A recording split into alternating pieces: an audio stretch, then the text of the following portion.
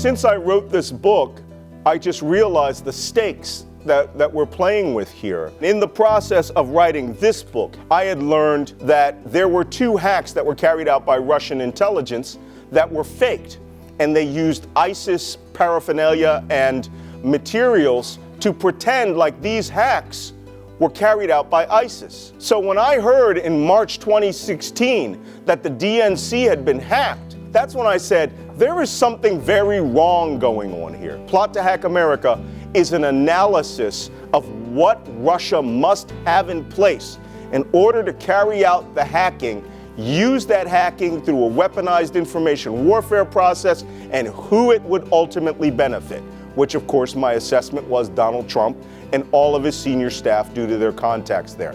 That was 6 weeks before the election. We're not even in the first war of the cyber world.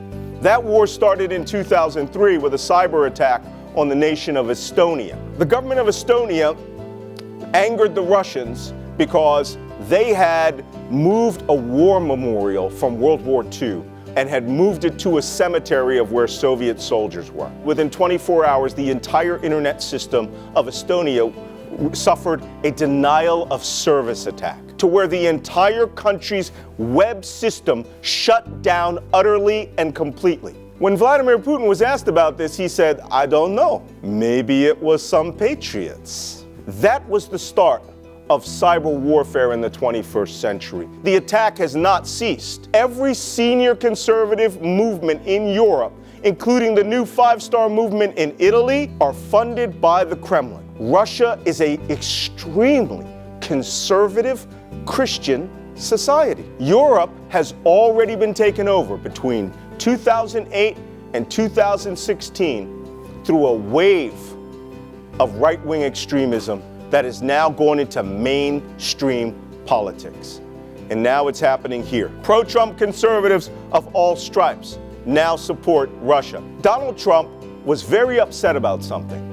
On November 6, 2012, he went out on Twitter, and when Barack Obama won re-election, the same guy that insulted him at the White House Correspondents' Dinner, he tweeted that, I can't believe that Mitt Romney lost to this guy. We should march on Washington and take the White House back. Konstantin Rykov is the head of Russia's cable television network, Channel One. And he and Donald Trump had been communicating through direct messages. And on that night, Rykov sent him a message. You should run for president.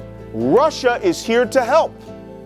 Donald Trump responded with a photograph of him giving him the thumbs up.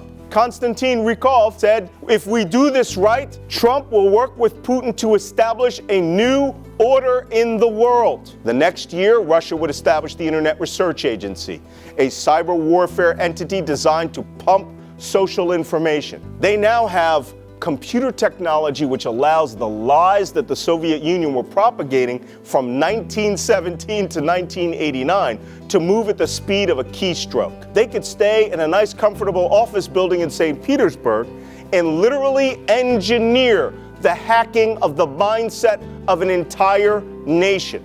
And that's what happened in 2016. This is the kind of information warfare that you don't have to say a word. You put this out there, and I personally know 62 million people that will believe this photograph and vote on the basis of that photograph. I believe Vladimir Putin and Donald Trump's meeting was a private meeting to establish those global poles where Washington and Moscow form an axis of autocracies. They're going to use elections to dismantle democracy. And those of you who don't vote, those of you who know people who don't vote, you will have voted for the end of the American experiment. If this election goes and there is no blue wave, you will get your autocracy. We are under attack. It is a long, slow attack, but it now is an insider attack. And you are going to do something about it.